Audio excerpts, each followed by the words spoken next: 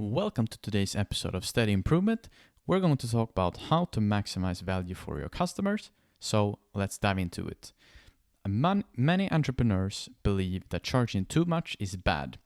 The reality is, yes, you should never charge more than your product is worth, but you should charge far more for your product and services that it costs to fulfill it. Think up to 100 times more, not just 2 or 3 times more. If you provide enough value, it should still always be a steal for the customer. So that's what this episode is about, how to maximize value for your customer, so you in return can charge a lot more and have huge profits. You have something that is called the value equation.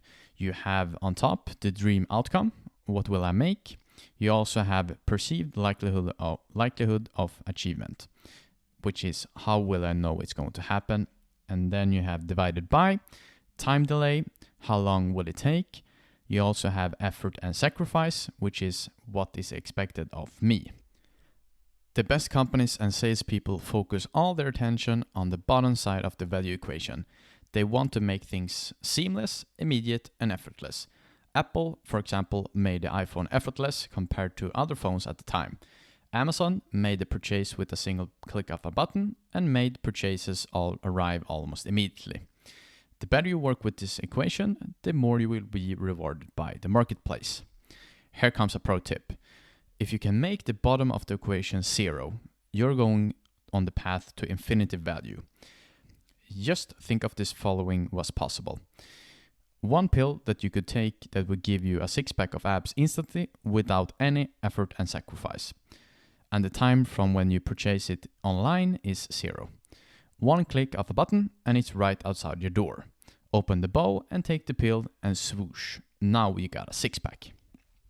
Your product or services only becomes valuable once the prospect perceives the increase in likelihood of achievement, perceives the decrease in time delay, and perceives the decrease in effort and sacrifice. You can break it down into 4 steps. First, you have number 1, dream outcome. Example, the desire to feel attractive. If you have 2 products or services that both helps make someone beautiful, it will be the likelihood of achievement, time delay, and effort required that will differentiate the perceived value of each other. Because of this, it is important that we communicate perceived likelihood of achievement throughout our messaging, proof that we choose to include or exclude in our offer, and our guarantees. Time delay in itself is the time between a client buying and receiving the promised benefit. The shorter the distance between when they purchase and they receive the value / the outcome, the more valuable your services or product is. When people buy what you sell, it's because they want the long-term value, aka their dream outcome, but the thing that makes them stay long enough to get it is the short-term experience. And what will add value in the short term to customer is fast wins. As soon as they have purchased, we need to create emotional wins fast. Make the customers know that they're on the right path and that they made the right decision trusting you. People who experience a victory early on are more likely to continue with something than those who do not. When it comes to value, the only thing that beats free is fast. People will pay for speed. Many companies have entered free spaces and done extremely well with having speed as their priority number 1.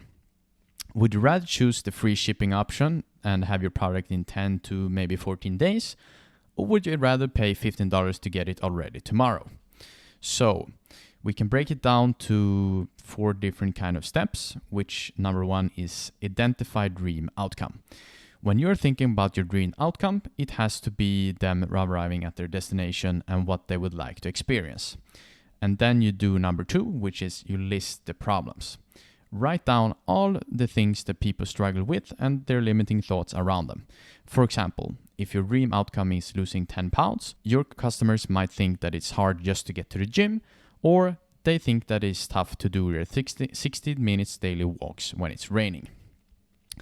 When you do listing out the problems, think about what happens immediately before and immediately after someone uses your product / service. What's the next thing they need help with? These are all the problems. Think about it in insane detail. If you do, you will create a more valuable and compelling offer, as you will continue to be answering people's next problem as it manifests. The more problems you think of, the more problems you will get to solve, which leads to higher value. The third step is the solutions list. Now we have our dream outcome and all the obstacles that will get on someone's way. It's time to define our solutions and list them out. Creating this solution list has 2 steps. The first thing is that we're going to transform our problems into solutions.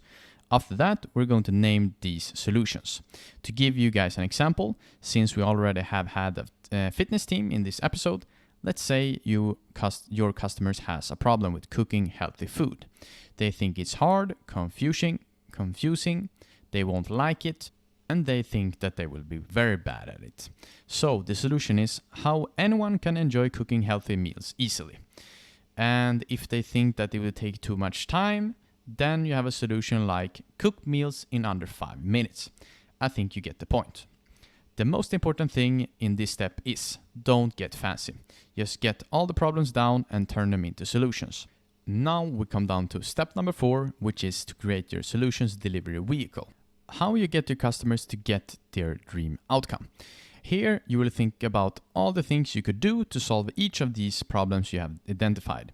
This is the most important step in the process. Think of anything you could possibly do, even in the smallest detail, to solve the things on the problem list. Think of all the things that might enhance the value you offer, so much that they will feel stupid saying no.